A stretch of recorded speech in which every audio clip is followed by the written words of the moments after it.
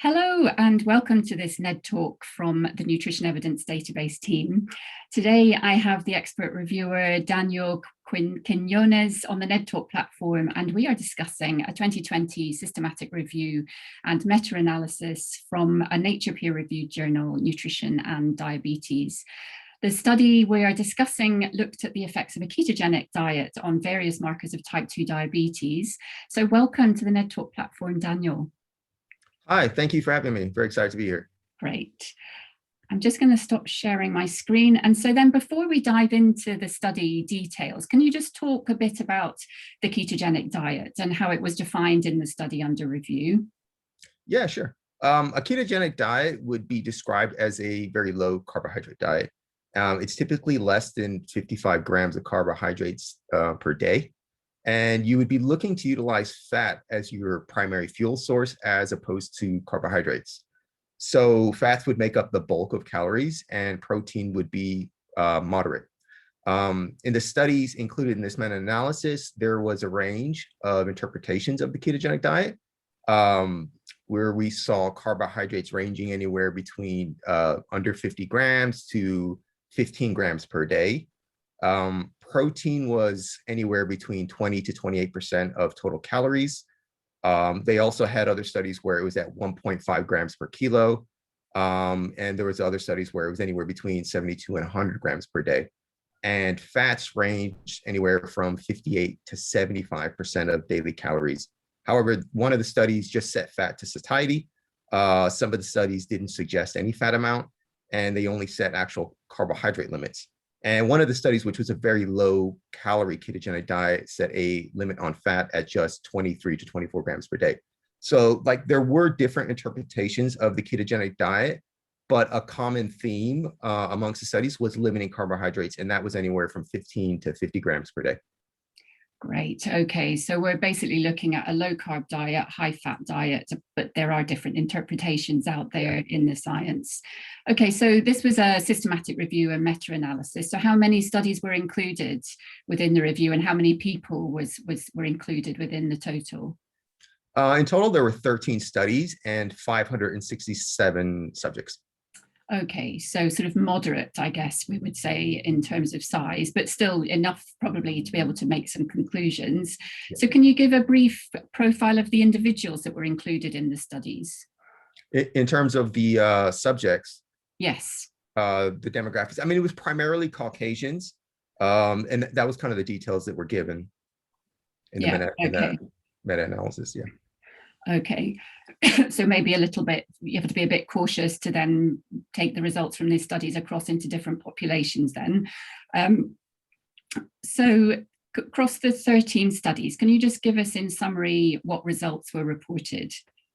Yeah, the main markers that they were looking at were fasting blood glucose, HbA1c. They also looked at lipids like triglycerides, total cholesterol, LDL, HDL, body weight, BMI, and waist circumference. Okay, so quite a broad range of sort of metabolic issues. So the ketogenic diet is a very specific diet, as you've outlined before, and really ideally needs some oversight from a trained nutrition clinician. And it's also not without its side effects. So could you just give some comment on that? And were there any adverse reactions mentioned in the study that we're discussing today? Yeah, sure. As a nutritional therapist, we practice personalized nutrition. So personally, I would recommend for anyone interested that prior to embarking on something like a ketogenic diet, that they do consult with a professional in order to make sure that their personal situation, like their health or medication, is considered, so that then they can decide whether the diet is actually appropriate for them. In the meta-analysis, there were adverse reactions mentioned in 2 of the studies. In the first study, fatigue, headache, nausea, and vomiting were common, or were more common in the ketogenic diet group after 2 weeks, and constipation and orthostatic hypotension was seen after 10 weeks. In the second study, there were reports of increased hunger, headache, nausea, vomiting, constipation, and diarrhea. However, the symptoms were described as mild. Okay, so not without its adverse effects then. Yeah. But the study saw some of the studies saw some quick results for some of the participants, didn't they? So how long were the subjects on a ketogenic diet and in the studies that were included in the review?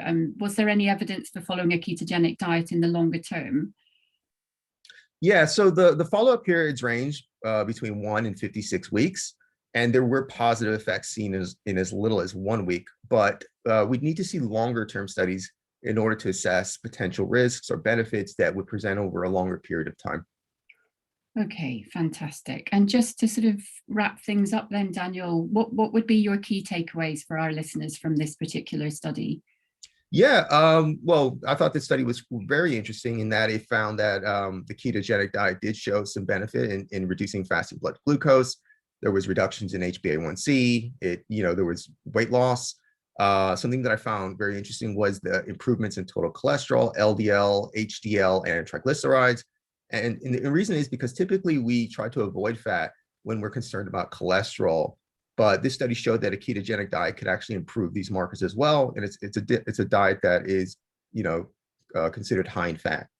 And another key takeaway was that positive results were observed within a minimum time frame of 1 week. So it does seem to potentially act quite quickly as well. Fantastic. Okay, well, that's great. Thank you so much for giving us that overview and for your insights. It's fascinating stuff what you can do with changing what somebody's eating. Further research is needed, obviously, in this area, as it always is, but it's definitely an area to watch, I would say. For those listening, you can read Daniel's short bio on the Nutrition Evidence Database under Expert Reviews, which includes all his social media handles.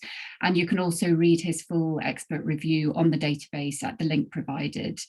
So thank you for listening to this NED Talk Bite Size. My name is Clare Grundel and I'm the Science and Education Manager for BANT.